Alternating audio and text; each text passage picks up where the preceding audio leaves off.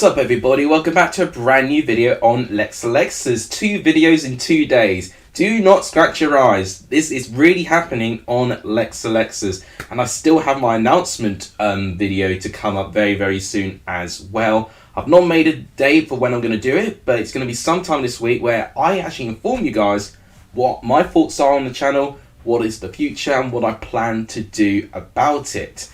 So I'm interested to hear your guys' responses when it eventually comes out. But today we are doing my final Premier League table prediction. So yesterday I talked about the Championship. The Premier League is just as unpredictable this year and just as close as well. So I'm really excited to hear your guys' opinions in the comments down below. Let me know who you think is going back to the Championship and who do you think will reach European football. So a top 6, maybe even a top 7 if we're pushing Europa Conference League. It will be absolutely incredible for me to know.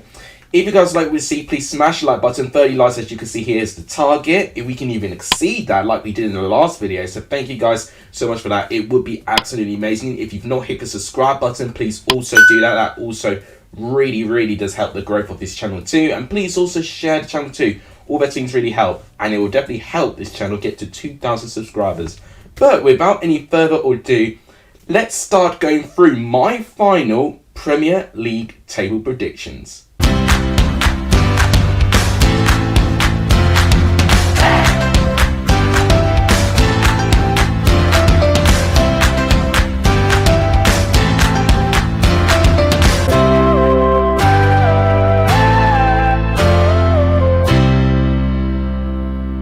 So guys, on the left hand side is my table. Starting now at 20th place for me is going to be Bournemouth. This section of the table was really close, as we would expect.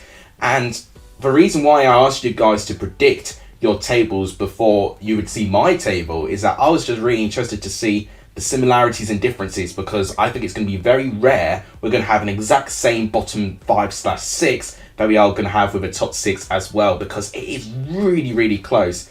I put Bournemouth down to finish 20th, but I can be wrong on this. Bournemouth have proven to perform quite well actually very recently against the top sides. They picked up a brilliant win over Liverpool very recently, so they do have that determination. I just fear for their consistency and their lack of experience of staying in the Premier League. So I'm going to go for Bournemouth as my team to go straight back down to the Championship.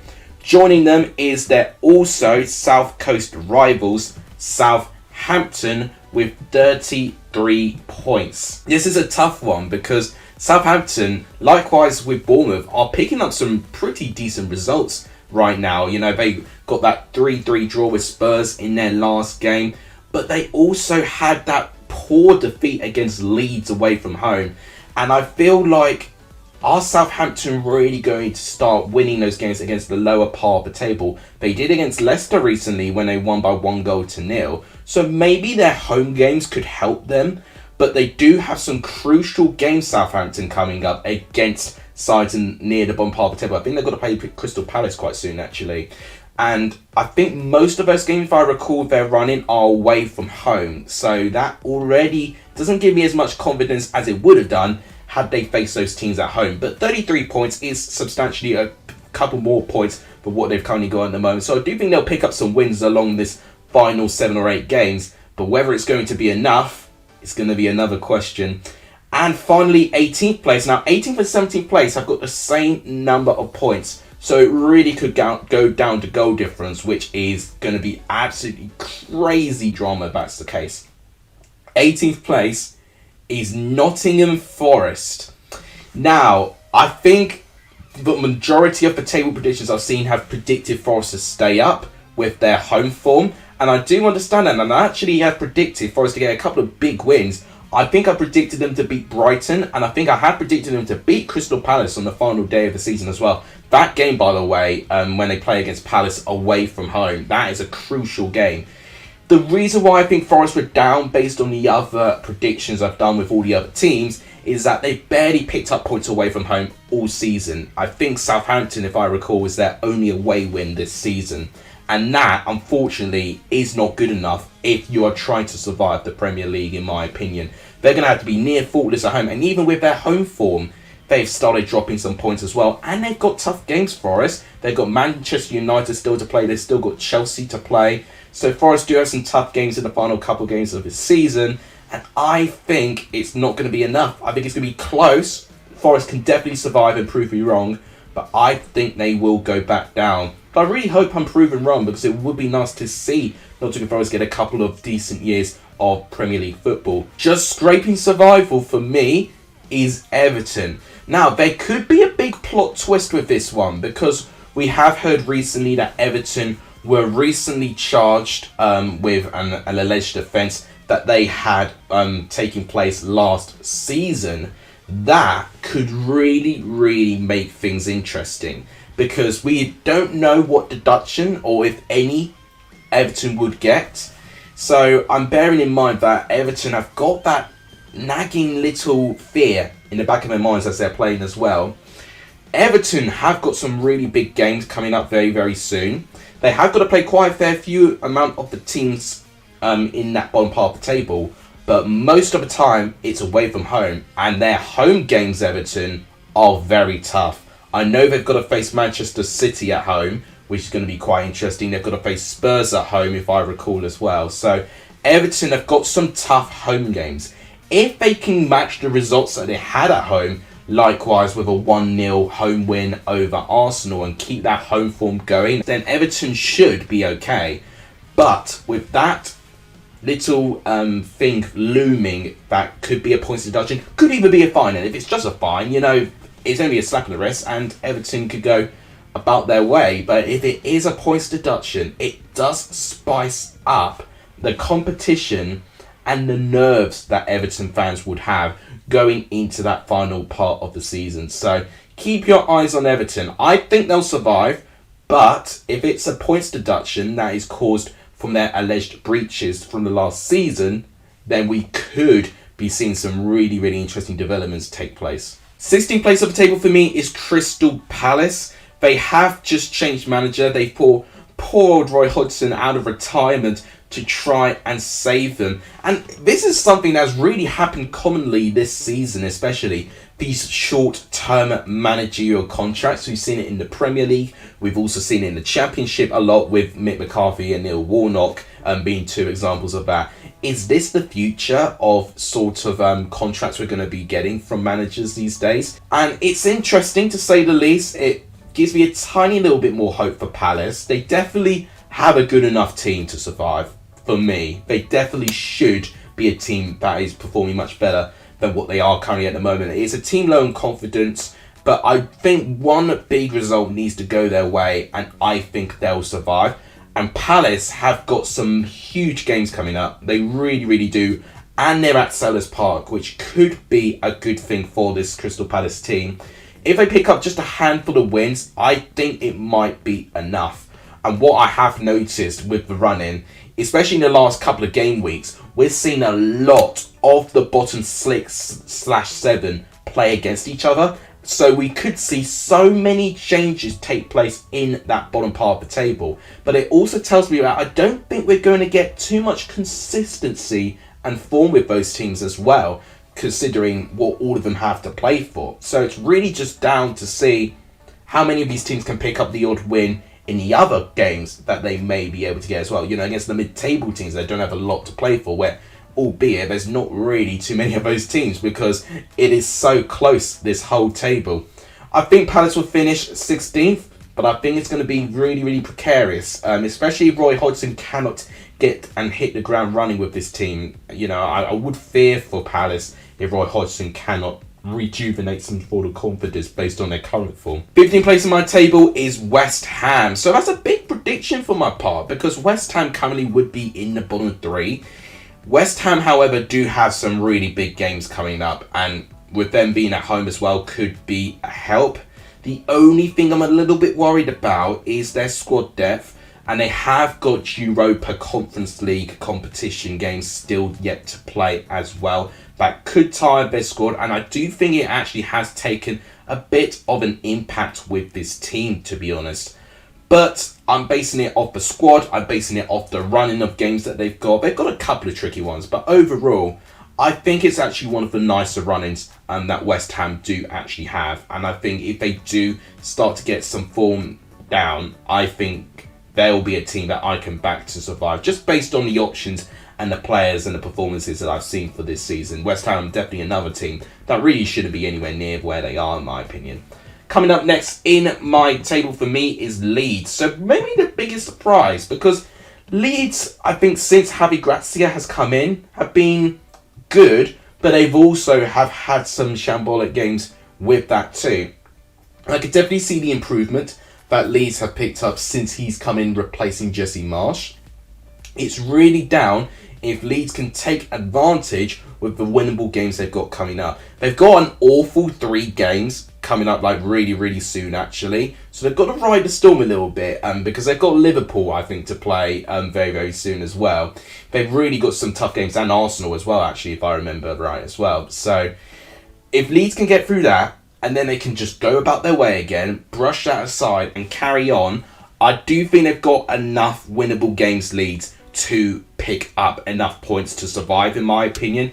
And recently they have been doing okay with their home form and actually picking up points against teams that are high up the table. You know, picking that home draw against Brighton would have arguably been disappointing. But at that same time, Brighton, you know, being as high as they are up the table, for Leeds to get a home draw, that was huge considering some of the bottom 3 didn't even pick up points at all in that weekend. So I think Leeds have got enough character and they have the experience of surviving the season before, so they know what sort of pressure they need to be put under. And they did manage to pull off that pressure last time. And for me, I think they will have what it takes to survive again, unless it takes an utter collapse and some injuries to potentially get into their way.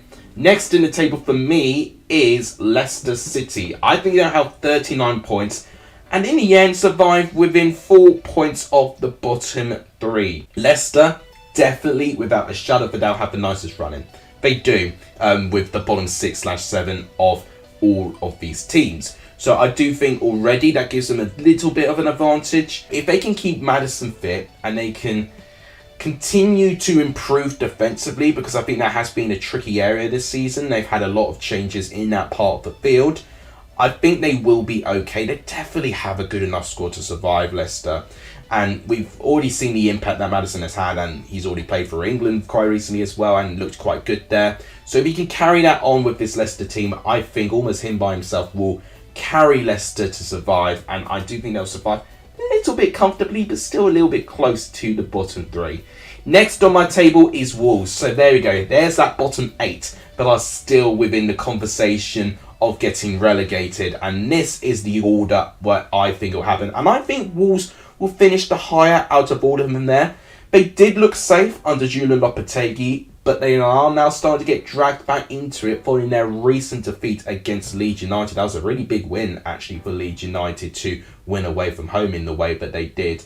So I do think Wolves are not quite safe yet, but I think likewise with Leicester, with the games that they got, especially with their home games, I think if they can play it the way that I've seen them play quite recently, with how Lopetegui has got them to improve defensively, but to also be a little bit more dangerous with their pressing, I think Wolves will be okay. I just have a feeling that I think Wolves will be okay. And 40 points, you know, it's not too many points, to be honest, to pick up. You know, with this bottom 8, you know, with only these number of games left, you know, I'm not expecting them to pick too many points, to be honest. You know, it's only Wolves who are barely breaking the 40-point region, which tells you how close it is in that part of the table. But for me, I think Wolves are more likely out of those 8 teams to survive, and to survive a little bit more comfortably. But yeah, still 5 points above the bottom 3 is not particularly too safe actually. So I do think it'll still continue to be as close as it is going into the final game week of the season. Now we go to the teams that I think will be safe, you know, will be in a mid-table position. 11th place for me is Fulham, which may be a bit of a surprise because Fulham are in the top 10 at the moment, looking pretty comfortable that they could finish right up there. But I do think that ban for Mitrovic, we don't really know how long that ban will be. They're still talking about the consequences of his ban following him pushing the referee and, basically making contact in an aggressive way to the referee in their FA Cup game against Manchester United. If Mitrovic is banned for a lot, or potentially to the end of the season, then I think Fulham could drop slightly. Don't think it will be a catastrophic drop. I still think 11th place will be an incredible achievement for this Fulham side. They've got injuries and they could potentially have their top goal scorer being suspended for quite some time. So for me, I think Fulham will drop down just a tiny bit, down to 11th. 10th place for me is Aston Villa. I think Aston Villa will get a top 10 finish, which I think will be a really good achievement for them, on 50 points as well, which is a decent points return considering what they were in terms of their previous form. And the fact that Emery's turned it around that quickly, I'm really, really impressed. And it almost actually gives me a bit of optimism for Aston Villa next season. I really do hope that if they do keep some of their players in, the likes of Coutinho and all of these players, I think it could be a very interesting situation we can see with Aston Villa. It does feel like that they're scoring more frequently, they're having a lot more joy playing their football, and I think it really does show within their results, so fair play to them.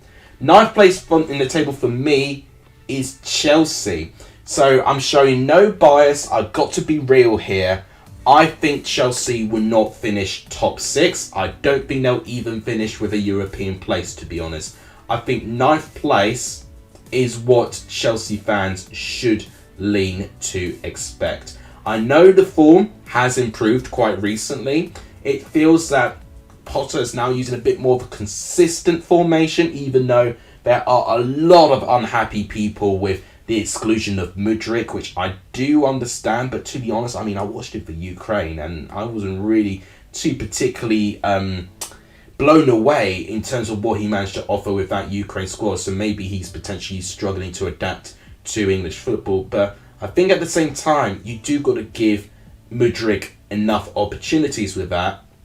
The back line just seems to be changing constantly due to injuries with getting of Koulibaly and Thiago Silva, which has definitely not helped the consistency of the back line. Kepa has been relied upon as the number one goalkeeper, where he already gives me a heart attack every time I see him play, to be honest. I miss the days where I could just rely on Petr Cech to make any defensive situation, so simple, but it's no longer simple, and I do miss that. The midfield as well, it's a bit touch and go. I do like what Fernandes is doing. He's definitely been a polarising player since he's come in based on his price tag. But when I've seen him, he's looked quite decent, and he's actually created a fair bit as well, which I'm liking as well. So it's not only a defensive midfielder, but a defensive midfielder that can create things as well. He definitely proves that he can have it all. He just needs to have that consistency. But the biggest issue with our shadow of a doubt is our attack. We're already mentioning problems about the attack, the goalkeeper and anything, but it tells you how disjointed and how, off it this Chelsea squad is to the very high standards that Chelsea fans should have with their team. And we are having problems finding the back of the net. It doesn't help when you play Kai Havertz as a striker when he's not a striker. So I do think we need to get a recognised striker, and for that striker to actually play the role as a striker, and we may see some improvement in results and goal scoring. So I'm not going to sit here and talk about Chelsea for the whole video because that would be boring, but I do think it will be a season to forget. I do fear that, maybe getting rid of Tuchel was a little bit too soon, potentially. But, I think what we're going to have to expect is Chelsea are going to have to take a couple of steps backward before we take a couple of steps forward, especially with Tuchel enunciating that he's definitely keeping tabs on Chelsea and would definitely like to raid the team as well. And, who wouldn't go to Chelsea to Bayern Munich at the moment? So I'm a bit scared at the moment, but I think it's definitely going to have to be one where we're going to have to be patient and slowly rebuild the team. A little bit like for what Arsenal are doing this year. Now going into the top 8. 8th place for me is Brentford. What an incredible season it already is for Brentford. To get on a 12-game unbeaten run in the Premier League is sensational. It reminds me of their unbeaten run for almost half a season actually in the Championship 2 years ago when they were chasing down Fulham for the top of the Championship. And I really do think Thomas Frank is very underappreciated of what he has been able to do for this Brentford team. He's got them from a team of just happy to be here, sorts of teams, to believers that they can take anyone on. And that is an amazing turnaround for this Brentford team, because I think a lot of people were feared for Brentford's survival based on this second season.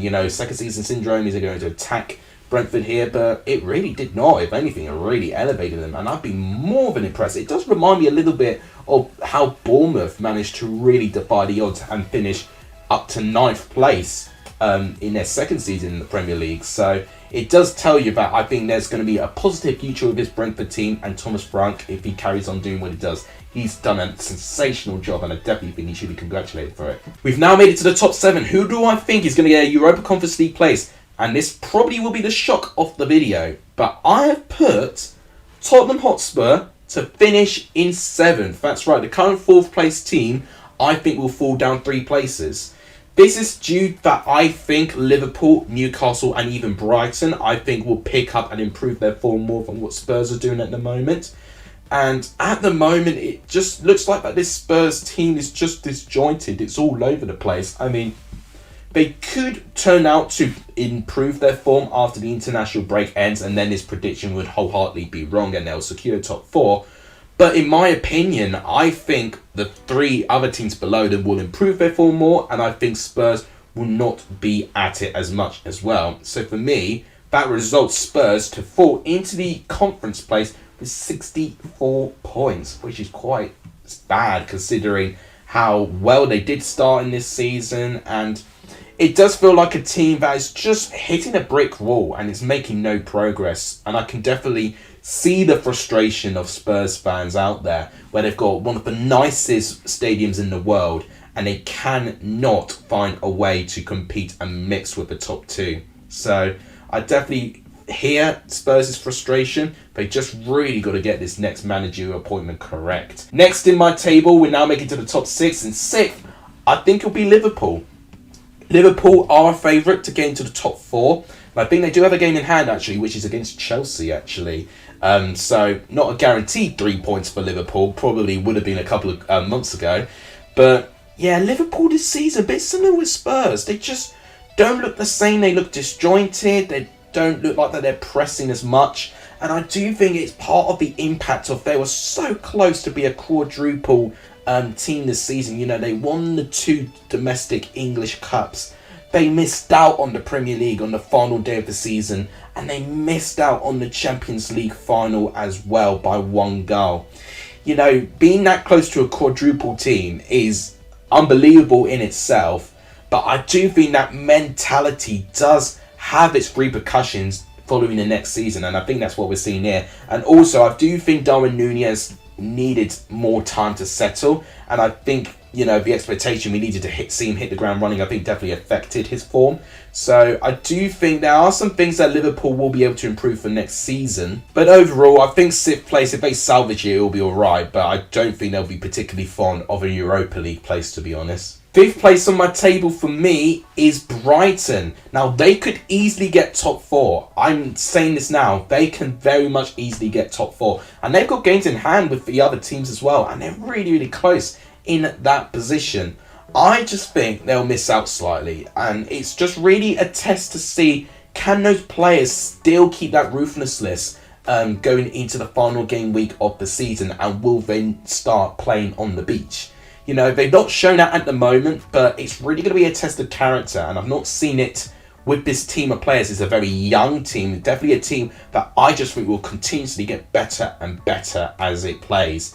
So I definitely feel Brighton have the potential to get top 4, but I just think they'll fall just short of it. 4th place for me, therefore, goes to Newcastle. Now, I think Newcastle and Brighton are very close, and I think they still got to play each other as well, which makes things really interesting in that front as well. But for me, I think Newcastle do have more options that could potentially get the quality needed to win those games there. I do think they do have more what it takes in terms of what their players that they've got, the experience that they have as well. I think it'll be interesting. I don't think it'll be straightforward because their form has taken a slight wobble since the Carabao Cup final. But I do think now with his international break that they've allowed some of their injured players to recover. I think now they can start gaining some form again, in my opinion. So I think Newcastle will finish 4th. Now I made it to the top 3, which is very, very predictable. 3rd place, Manchester United. I predicted them to finish with 78 points, which would be decent. And in fact, it's around the same-ish amounts of points that Ole Gunnar Solskjaer had for Manchester United when Manchester United finished 2nd, actually. Which just goes to show you how good of a job Erik ten Hag has done within one full season at the club. I do think, depending how Manchester United are taking over, or if they're taking over at all, is really going to have an impact for how they're going to do next season. So, Manchester United, another team to keep your eyes on, because they could be a wild card for next year. Now, the moment you've been waiting for, the top 2. What have I got? So, one team has 91 points, one team has 88 points. So, it's really, really close. But I think, despite Manchester City beating Arsenal in their 2nd appearance, I've got Manchester City to finish 2nd with 88 and Arsenal with 91 points. I think it's realistic. And this will mean that Arsenal have to drop 7 points in their last 7 games to actually get to that 91 point margin. But similarly with Manchester City, they'll drop a similar level of points. In fact, slightly less points than Manchester City will drop to get into that position there, following that the gap currently, if all games were played and Manchester City won their game in hand, it'll be 5 points. It's now close to a 3-point gap, but I do think both teams will drop points along the way. I just think it's going to be very difficult for both teams to keep this ruthless list going through to the final stage of the season. Manchester City have got some tough Champions League games coming up as well. They've got Bayern Munich to start things off, and then they'll either have to face Chelsea or Real Madrid in the semi-finals. So I do think that will actually have an impact on Manchester City, and Arsenal being knocked out of the Europa League by Sporting could be a blessing in disguise in that front there. And also Manchester City have got to play the FA Cup as well. So I do think the fixture schedule is really going to test Manchester City's squad. Whereas with Arsenal, they've got one thing in their mind, which is winning the Premier League, and it's really down to them right now. It is in their hands. They're not going to get a Carabao Cup. They're not going to get an FA Cup. They're definitely not going to get a Europa League now. So it's now or never for this Premier League title, for the first Premier League title since 2004 as well. And I think they know that. To get their first title in 19 years would be absolutely incredible for this Arsenal team. And they've definitely got what it takes. I think they've got the squad. I think even with some players being now injured, I think they've got enough good investment in to get enough. And I do think Arsenal's running is slightly more trickier than Manchester City's. Both teams have got to play Liverpool at one stage, and both teams have got to play Chelsea at one stage as well. So their run-ins are a tiny bit similar, but I do think Manchester City have got a couple more easier games after those 2 games there. But having said that, I think Arsenal will have what it takes to get through the final 7 or 8 games of this season and win the Premier League title. So that is my prediction of the Premier League with around 9 to 8 games left of the season, around 10 games actually. So yeah, 10 games, and this is what I think the table will be. I don't think there'll be a lot of change, but I think the biggest implications that we've got to look at is the bottom 3. I think that's going to be really huge, and obviously the race for top 4 is really, really close this year. So yeah, with 10 games left, I think Arsenal will get 91 points, Manchester City with 88, and my bottom 3, Bournemouth, Southampton and Nottingham Forest, the 3 red teams. Let me know what you think of my predictions in the comments down below, and make sure you guys predict as well, because I'll be really fascinated to know your guys' predictions as well. But there we have it, guys, my final Premier League table predictions. If you guys liked what you see, please give this video a like. It does tremendously help the channel. If you've not hit that subscribe button, please do so. It really does help the growth of this channel if you do that. And please share this channel too. All those things help as well. My socials are also down there in case you want to have a delve into my Twitter and my Instagram. Thank you guys so much for watching. You guys are legendary. Sorry for this video, and as always, I'll see you guys soon. Take care, everyone.